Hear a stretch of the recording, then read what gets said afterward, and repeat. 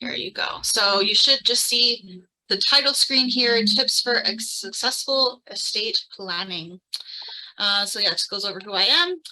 Barrister and solicitor, that's a fancy name for lawyer. Some people don't know what that means, but just so you know, barristers are lawyers that go to court. Solicitors are lawyers that don't go to court. We're qualified to do both in Canada, so that's why we're called that, though technically we usually specialize in one or the other. So I'm mostly a solicitor. I typically don't go to court, but I can if necessary. So I'll start with a little disclaimer here. So each person's situation is different and unique. So I'm giving you information in this presentation, but it's very general. So it's largely just an overview of the law and how it can work. But everyone's situation is different. So if you are going to be developing your own estate plan, you will need to talk to a lawyer of your own, your family on your own. So just a disclaimer here, this is a very broad overview. If we have some time at the end, I'm happy to answer some hypothetical questions, but I can't really speak to anyone's individual situation because I'm not in the role of your lawyer at this point. So what's an estate plan? So it is a plan for legal, financial, and healthcare matters at the end of life. And it usually consists of 3 documents. So if you're at my presentation last year, I covered some of these documents in the incapacity planning section. So there might be some repeated information here for those of you who went to that. But basically there's the will. That's what we all know as the main estate planning document. That's where your property goes when you die. There are also powers of attorney. That is a document which appoints someone to manage your finances if you are alive, but not capable of managing yourself, your financial situation anymore. So if you have dementia, if you've gotten into an accident, for whatever reason, you're not able to manage for yourself, that's the power of attorney. And then the final, third pillar of the estate planning documents is the representation agreement for healthcare. That you can think of like a medical power of attorney. Who makes decisions for you medically if you become incapable of making those decisions for yourself? So those are the 3 components of an estate plan. Now, there are other documents that you might end up making as part of an estate plan, like a trust, statutory declarations, co-ownership agreements. There are a lot of other documents that can arise, but those come into play with more complicated estates. Typically, it's these 3 documents that an estates lawyer will talk to you about when you go to make your plan. I'm going to go over some key terms here, just so you know what we're talking about as we go through. Will maker or testator. So testator is an old-fashioned legal term to mean the person who makes a will. In more recent modern times, we've said, okay, we're going to say will maker because testator sounds very fancy and difficult and inaccessible. But if you're familiar with the old terminology, that's what it is. The person who makes the will is the will maker or the testator. In the presentation, you might hear me talk about assets and property. I just want to make really clear, assets and property, we're just talking about everything that you own. So, you know, your house, your dishes, your bank account, your clothes, all the things that you own. I've had this come up where I said, well, do you own any property? And people have said, well, I don't own real estate. So no, I don't own property. Well, yes, everybody does own some property. So those are the 2 terms I'll be using just to refer to everything you own. And then the last term is an estate. An estate is kind of a complicated thing. What it is the legal entity that comes into being when you pass away. So once you die, your estate comes into being, and it is managed through the person of your executor. That's the person who takes control over your assets and your debts and all of your property, and manages your estate. Okay, so why do you want to have an estate plan? First of all, the basic one, to decide where your assets, property is going to go when you pass away. To ease complications for family and friends is a big one. To ensure you'll be looked after financially if you become incapable while you are alive. and ensure your medical wishes are realized if you become incapable of making those decisions for yourself. So it's a good idea to make these advanced plans to make sure that there are not complications if something happens to you. Now, like, is it the worst thing in the whole wide world? Like, there are ways that lawyers and the family can get around things if you have not made the best estate plan known to society. But that adds up a lot of expense, a lot of stress, a lot of complications. So some people will say, well, Raya, why do I want to have a will? It's expensive to make a will with a lawyer. I'm just going to write on the back of this napkin. And that's a very bad idea because it might be better than having nothing, or actually, I think in that case, it would be preferable to have nothing. But you know, doing things on the fly, just by yourself, you know, you're going to end up paying lawyers a lot more in the end to sort out the mess that you've made, rather than just paying them. You know, it's actually not that expensive, really. It's usually under $1,500 to make a full estate plan. And there's different options we can do to make it more affordable for you. So it's far less expensive to get it done in the first place. Okay, so we've gone through this before, so I won't spend too much time on it, but this is just the documents that we're dealing with when we are making an estate plan. Power of attorney, last will and testament, healthcare agreement, other associated documents that might be involved. So we're going to start talking about the will for a few minutes here and now. I'm going to talk first about some important features of the will. So first is the executor. This person might also be referred to as a trustee or the personal representative. This is the person who manages and administers your estate after you pass away.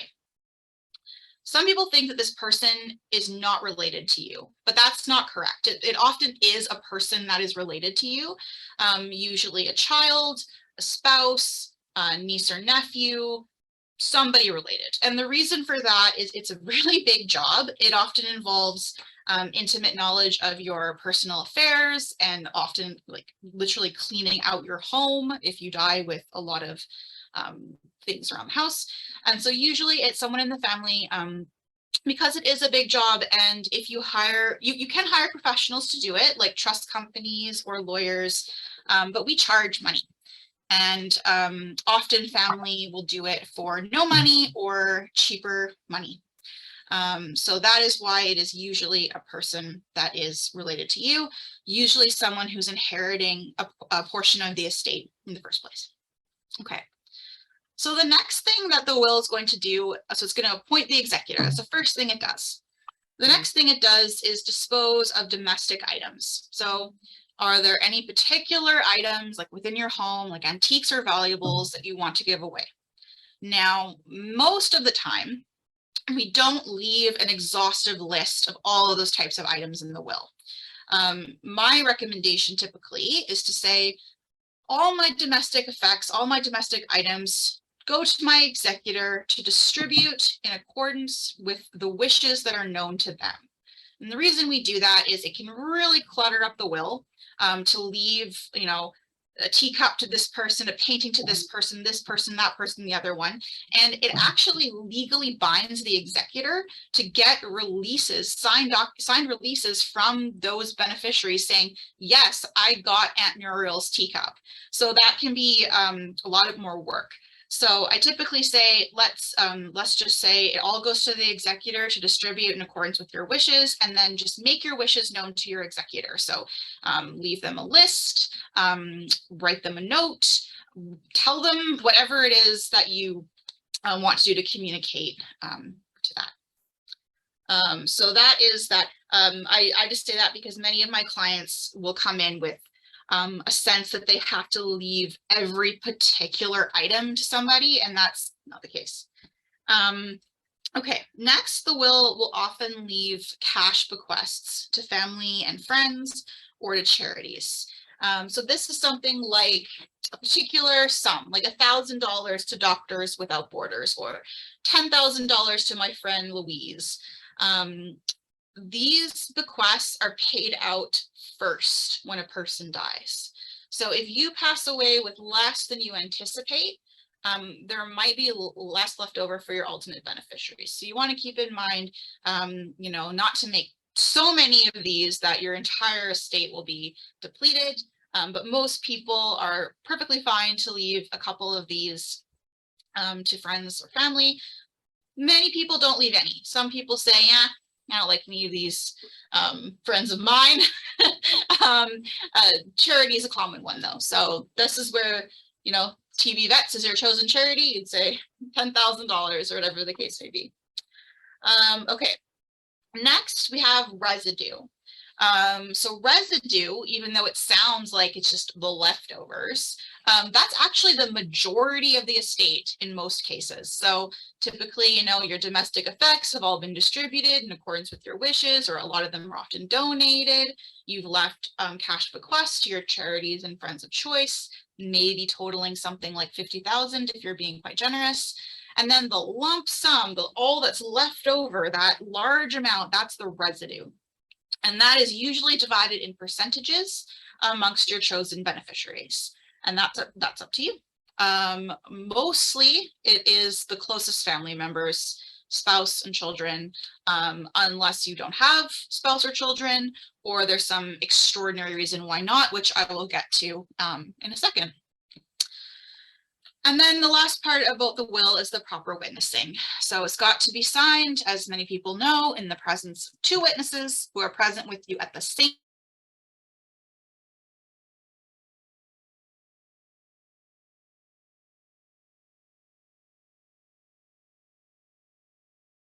show that the witnessing was done correctly. So that's also the danger of doing some of the stuff yourself without professional guidance, is that attestation clause can get missed and can create more problems later down the line. Okay, so I'm going to talk about what happens if you don't have a will. So let's say you don't take my advice here and you never make a will. What happens? The first thing is there can be a bit of enhanced difficulty for friends and family. They don't know what you want. They don't know who's supposed to be the executor, so who's supposed to be the person administering the state. And then the provincial government legislation takes over. So your money's not going to the government, but unless very unlikely. There are some circumstances where it can, but for the most part, if you have some family, it's not going to be going to the government, but it is going to be going to your legal next of kin that the government has decided are your legal next of kin. So, you know, first order is your spouse. So if you've got a spouse, it's going to your, some is going to your spouse and some would go to your kids.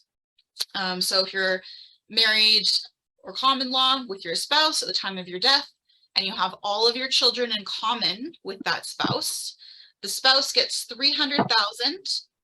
That's called the preferential share.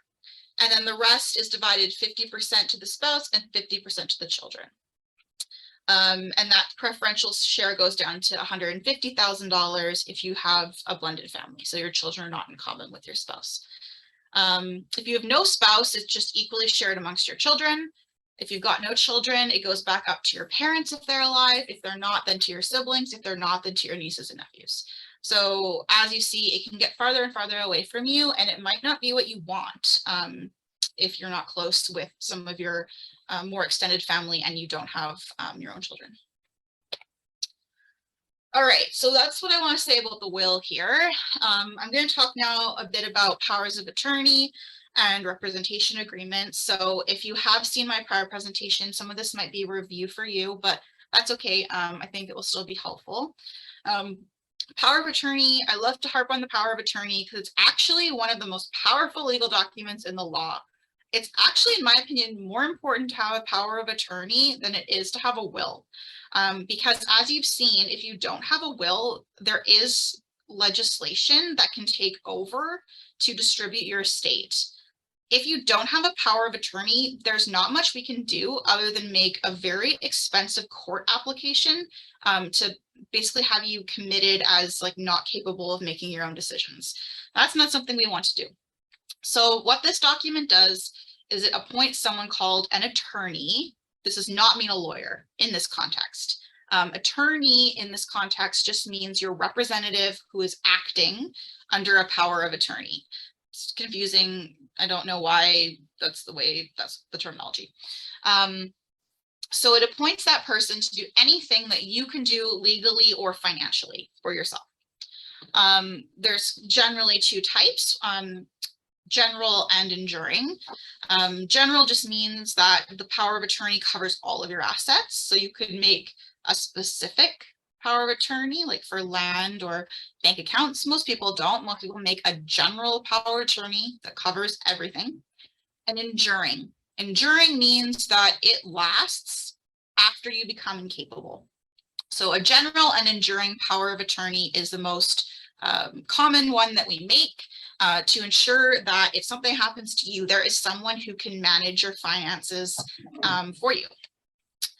The other thing that you want to note is a power of attorney ends after life. So if you die, your power of attorney has no more power. It's over. I often have someone calling after their, parent or aunt or something has died and say, well, I'm the power of attorney. And I have to say, that doesn't matter anymore. After you die, it's your executor that takes over. The power of attorney is no longer valid. Okay.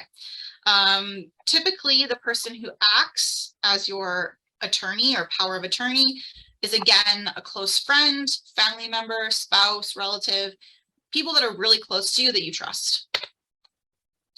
All right, what happens if you don't have a power of attorney? I talked about this already, so I won't get too far into it, but it's an expensive court application called committeeship. It basically has you declared legally insane and appoint someone to manage for you. It is time consuming and expensive, and it requires doctors and lawyers to help with this. And there's really no way around it if you didn't make a power of attorney during your lifetime. So this is why I say the power of attorney is the most important. All right, we're moving on now to talk about representation agreements for healthcare, what you might think of as a medical power of attorney. So this appoints somebody, so same as the financial power of attorney, you're appointing someone to be your representative and make healthcare decisions for you. And this is a legally enforceable document for medical wishes in BC. You may have seen a lot of other documents that people have talked about, like an advance directive or a living will. Those are not binding in the same way that this document is. So an advance directive is a document that you sign with your doctor. It doesn't have to do with lawyers at all. An advance directive is between you and the doctor, and it says, if this or this happens to me, like I would like not to be resuscitated, that kind of a thing. Sometimes you might hear it as a DNR. That's separate from lawyers. We don't deal with those or care about that. That's for the medical establishment. What we care about is who is going to make your medical decisions for you if you're not able to. So this is a document that says, all right, it's going to be my friend, my cousin, my daughter. They're the person that's going to make those decisions for me if I'm not able to. And it allows you to leave specific instructions to that person as to what you would or would not want in certain circumstances. And they're a good idea to have because we never know what's going to happen in life and who might be faced with making those decisions. So it's good to know who it's going to be and allow you to talk to them about it. The one thing I will note is that the one exception to this document right now is medical assistance in dying. There is currently no document which allows someone to make the decision to medically end your life for you. It is legal in Canada now to have medical assistance in dying, but you can only do it if you yourself are competent at that time to make that decision. So there is a gap in the law where if you have, let's say, something like Alzheimer's or dementia, you've appointed your beloved daughter to be your healthcare representative, she cannot decide that you are so far gone now that you would not want to live anymore and end your life. It's not possible for that to happen yet legally. I do think that will change because people are frustrated by the fact that they sometimes have to make the decision. If that's something they want to do, they often have to make that decision early and lose potentially some good years because they want to be able to make that decision. So, okay. What happens if you don't have one of these agreements?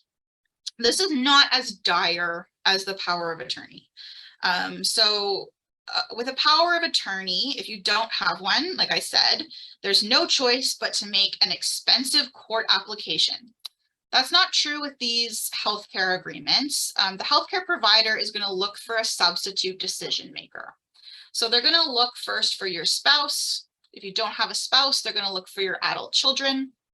If there's no adult children, they'll look for a close friend or emergency contact. They're going to try to find somebody. The risk with this is it might not reflect your wishes, or it might lead to disputes in the family. So a big one is, let's say your spouse has predeceased you. The healthcare professionals are looking to your children to make the decision. 2 of your kids say she would want this, and 2 of your kids say, nope, mom would not want that. It can lead to those kinds of disputes if you have a family that's not getting along. And then committeeship, that expensive court application that I spoke of earlier, that can happen in some situations. Mostly that would arise if the family really can't agree and somebody needs to be appointed, or there's no clear family or close friends to make those decisions. All right, so I'm going to start talking about some more, and this might already be quite detailed, so apologies there. I'm going to start talking about some more more detailed things, more to do with the will and what happens after you pass away, those types of things, because the presentation, as I've covered it so far, gives you a sense of these are the documents you need, this is why you need them, this is what happens if you don't have them. But I do find many of my clients are quite curious about what happens afterwards. So they've set up this plan and what is going to happen later.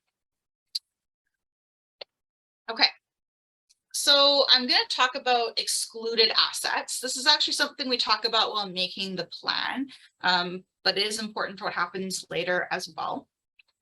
There are some assets that many of you probably have that actually do not pass through your will.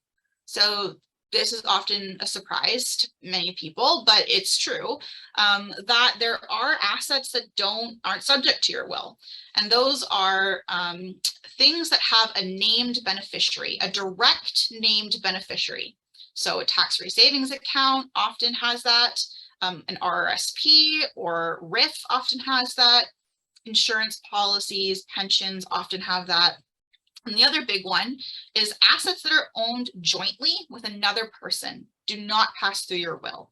So if you and your spouse have all of your assets held together, your house, your bank accounts, your cars, everything, and one of you passes away, the will of the first person to pass away will actually never be read and never be relevant, because everything will all just go right over to the surviving spouse. So this type of exclusion, so using excluded assets like joint assets or named beneficiaries, they can be used strategically to reduce certain fees associated with death or reduce risks overall to your estate. But the takeaway for them is they can have unintended consequences if they're not used properly. So many people think that their will trumps all. Their will is the final letter of the law. And so if they say in their will that my 3 children are inheriting equally, that's what's going to happen. But the reality is, if you have a separate tax-free savings account and you only named your eldest son on that account, he's inheriting that entire thing. That's not going equally. So it's important to have a sense when you're making these plans as to if you have excluded assets and how they are held, so that you make sure nothing is happening that you don't intend to happen. All right, I'm going to talk a little bit here about probate. Scary word to many people, or they don't quite understand what it means. Probate is just the court process of ensuring that a will is valid. So it's a court process, but it's a desk order. So I don't actually have to appear in court itself and talk about how this will is valid.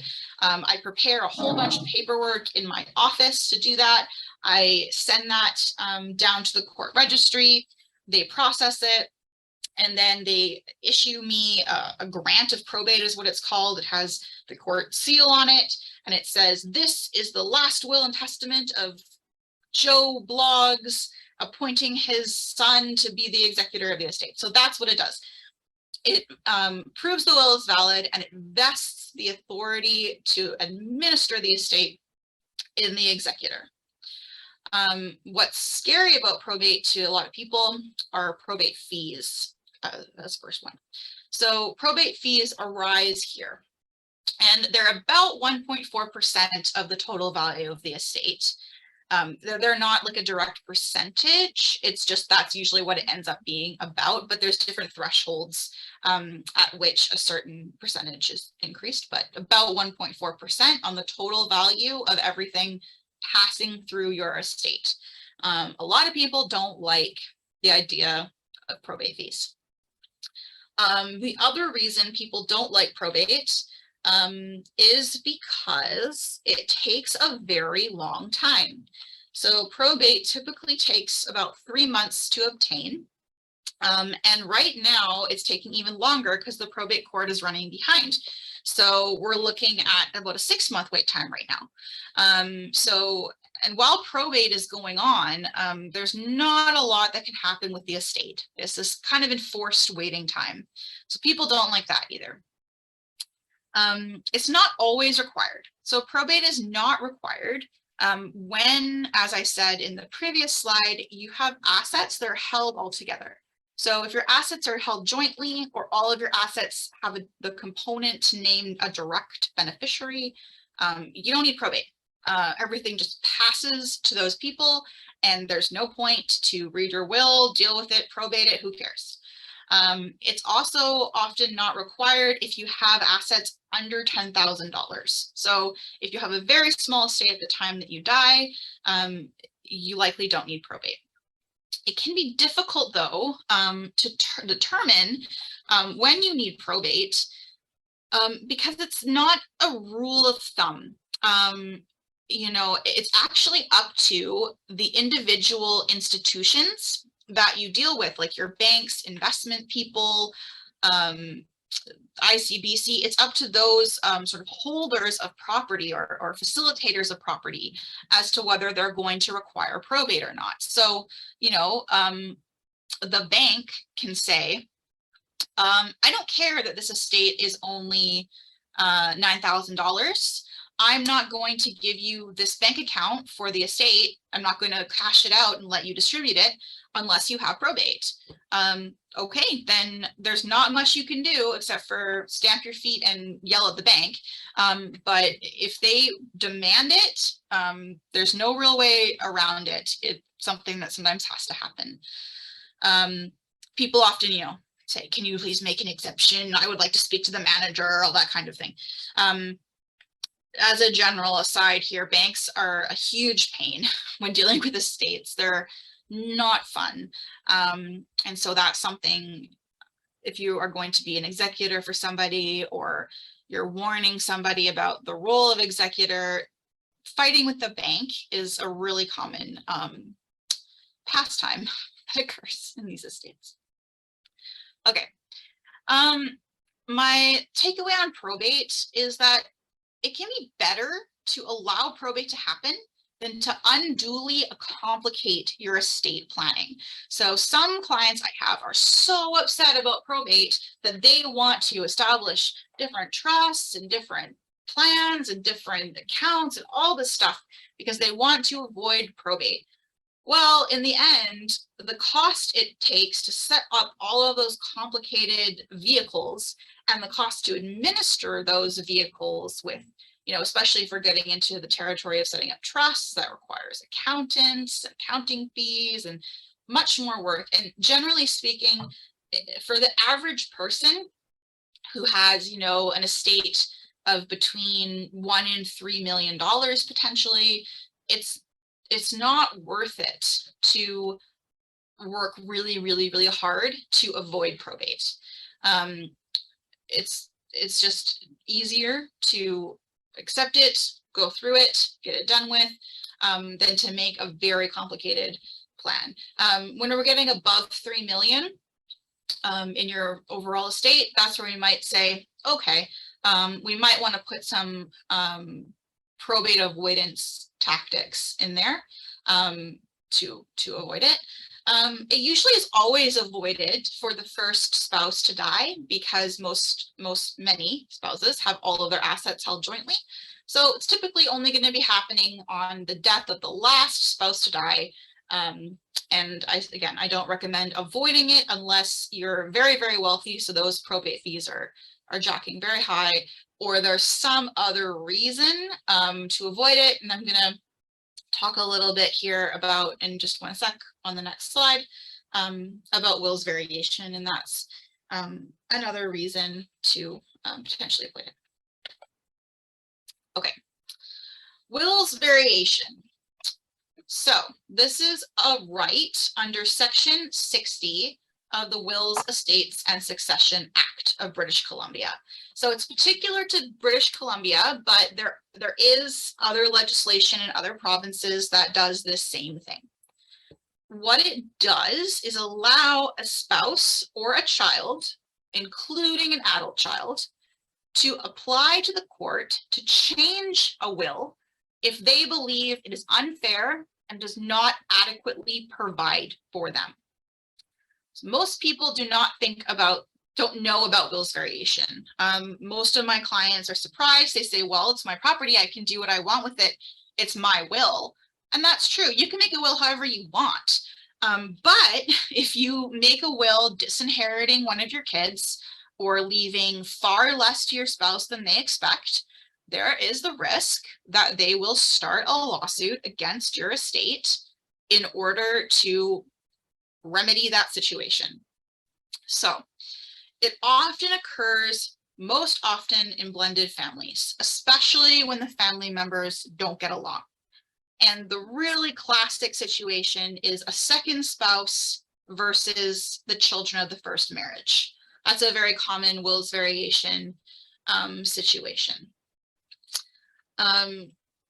Yeah, so I am going to talk a little bit about what is a spouse and how that works, because it's something that catches a lot of my older clients often. To remember that a spouse is not just someone that you're legally married to. Under the law now, a spouse includes anyone that you've lived in a marriage-like relationship with for 2 years or more. So what we think of as common law spouses. So often what ends up, not often, but it can happen. Many of my clients have had this happen where there's a couple, lifelong marriage, one of them dies, and then the surviving spouse starts living with a new partner, not thinking that this new person would have any claim against their estate because they're not legally married, but that is not the case. And I will find some of my older clients kind of lie to me or try to fudge the details about whether they're actually living with this person in a romantic relationship. I'm not sure if that's a little bit, ashamed. I don't know, but be honest with your lawyer about what your situation is. Like, we will not judge. We have heard many, many things, lots of different kinds of relationships, and we do need to know if there's something going on. If you're in a romantic relationship with somebody Don't tell us that you're just friends, because we do need to know that information to protect your estate. So some things that I'll just highlight about whether someone is a spouse, a common law spouse, or a friend or a girlfriend or boyfriend. Living arrangements is a big one. So are you living together? If you're living in the same home, do you have separate bedrooms, or are you in the same bedroom? Do you take holidays together? Do you enjoy leisure activities together? Do your friends and family perceive you as a couple? What's the division of your domestic roles, and what's your attitude towards the relationship? I will say that the courts tend to find spousal relations, like the courts tend towards finding that a relationship is marriage-like rather than not. So let's say you have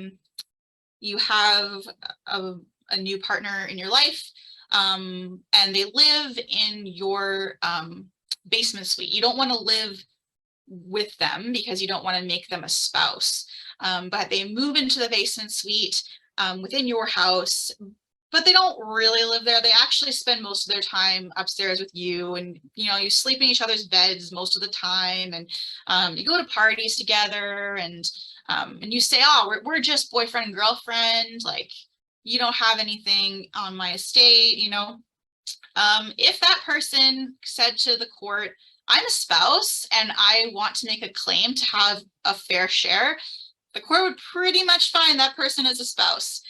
Doesn't matter, they have their separate residence. It's about how those people are actually living their lives together. So be careful and mindful. If you are in the demographic of an older person who has children from your first marriage or your main marriage, you want to protect your kids and their entitlement to your estate, but you're getting into a relationship with somebody new. The big thing I'd say is either don't live together, like make sure you have totally separate residences and spend like a good portion of the time in your own home, like overnight. Don't sleep over each other's place all the time. And or if you do want to start a new relationship, have a cohabitation agreement. That's kind of like a prenup, but it's for people who are not legally getting married, but they're starting to live together. Those are very common. They allow you to protect your assets while still having this new person in your life. So just be mindful if you're in that situation. Okay. So when you have a situation like that, so you've got a spouse and you've got children, if somebody's going to contest the will, what is the court going to look for? So the court is looking for what a judicious or prudent person would have done in those circumstances. So the person is to consider, how long have they been with their spouse? What are the needs of their children? What are the reasonable expectations of the family? And generally speaking, half to the house, half to the spouse, and the other half shared amongst the children is typically considered adequate by the courts. That's what the courts generally will find to be a pretty adequate solution. But not always, that's not always the case. So it's will's variation is very variable. It changes a lot. In one particular family situation, the court would say, yep, the spouse should get half, the kids should share the other half. In another one, the court might say, oh, no, the spouse should get less. The spouse should get only a quarter. It really depends on the family, the circumstances, the judge, all of those kinds of things. And again, what I'm talking about here, this is only in a situation where your family has started to fight over your estate for some reason. There are a lot of things you can do that I'll talk about in a minute as to how this can be avoided. So the general premise is that this can happen. You need to pay attention to it and think about how it can be avoided. I'll take you through a very classical conundrum here, which is a common one I see for my clients. I'll take you through some solutions that this is what I call the classic conundrum. on my bullet point. Okay, so a couple is married or common law. It's a second marriage for both of them. And they both have children from prior marriages. They want to provide everything to each other on the first of them to die because they don't want the other spouse to be left high and dry. And they hold many of their assets together. So this is common, you know, it's a second marriage perhaps, but they've been together a long time. So maybe they're both widowed, but they were widowed fairly young. And so they've been together for 20 odd years or something like that. Okay. The problem with this idea that you're going to be providing everything to the second spouse is that when one of you dies, the other one, the survivor, would inherit everything. And that survivor has an obligation to provide for his or her own children, but they don't have an obligation to provide for the other spouse's children. So there can become the classic conundrum is where the stepchildren of the surviving spouse have no protection from the step parent. They so, you know, stepmother and father dies, everything goes to stepmom. Kids think, no problem, we like stepmom, she'll give us our share when she dies. But stepmom doesn't have to. Stepmom can say, well, you didn't call me on the weekend and I don't like you anymore, and I'm leaving everything to my own kids and nothing to my stepkids. That can happen. She has the right to do it. She has absolutely no obligation to provide for the stepkids. And that can be a big problem. So there's a couple solutions that I talk to my clients about if they are in this situation. So if the dad and the stepmom come into my office and say, what are we going to do? There's a couple options. So there's the safe solution. The safe solution would be to say, we're going to divide all of our assets that we hold jointly. You're going to hold half, I'm going to hold half, and I will leave to my kids, you will leave to your kids. Then we know that that is not happening. Like, your kids are safe, my kids are safe. Maybe we'll leave a small amount to each other, but for the most part, like, separate estates. This solution is likely to prevent the litigation because it's, you know, a fair solution. It protects each side of the family. But most of my clients don't want to do that. They're like, well, that's silly. Like, we have these joint investments together. We'd have them forever. Why would we change this? This doesn't make any practical sense. So the practical solution is trusting that spouse to do the right thing. Having an honest conversation and saying, yeah, I know you don't have an obligation to provide for my kids, but please do. Like, that is very important. They could sign, in order to like cement that right, they could sign a cohabitation or marriage agreement saying that that's how it's going to go, or they could do a type of will, which is called a mutual will, where they basically promise that the will can't be changed without the other spouse. None of these options are foolproof. There's still the possibility that something could arise and there could be litigation and lawsuits in the future in the family. But that's an option. I've been doing quite a few mutual wills lately, where they're promising not to change the will without the other spouse. All right. So that leads to my next point, that how can it be avoided? How can litigation, lawsuits, all of that over your estate be avoided? There's no actual 100% bulletproof way to stop this from happening. If you have a blended family and you're having to make hard decisions about who gets what, or even if you have not a blended family, but you want to leave to your children differently, you don't want to leave to them equally, there's never something I could say that, yeah, you do this and you will not have a situation like this. But here are some tips that I have about how you might try your best to avoid it. So first one, be fair. Don't play favorites arbitrarily. Some clients say, I'm disinheriting this person, I don't like them. that's not really fair, and the law would not consider that a reasonable ground to disinherit somebody. So be fair, don't disinherit your children for unfounded dislike or failure to do something that you particularly want, personal choices that they've made that you disagree with. Generally, the assumption is your children are all going to be treated equally.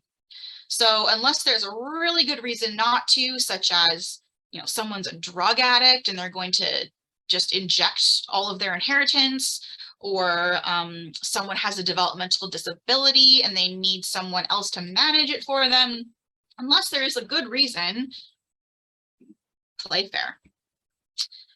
Next tip is just think carefully about the needs of your family in the future. So sometimes what we think is reasonable now isn't reasonable in 5 years from now. So revisit your situation and think about, you know, well, I wanted to leave my spouse, my second spouse, $300,000. I thought that was reasonable, but now I see that they might have to go into long-term care. So I'm going to have to provide more for them. Continually consider your situation. If you do decide to treat your children differently, or to leave your spouse quite a small, what the law would consider a small amount, so anything less than half, document why you've done it. So if this ever were to go to court, the judge would look at, were you reasonable? So if the situation is your third son is a horrible drug addict and would take all this money and spend it on unseemly and very bad, write that down. Often the lawyer will help you to put it into a form of declaration that can be used in court if it needed to be. It's called a statutory declaration.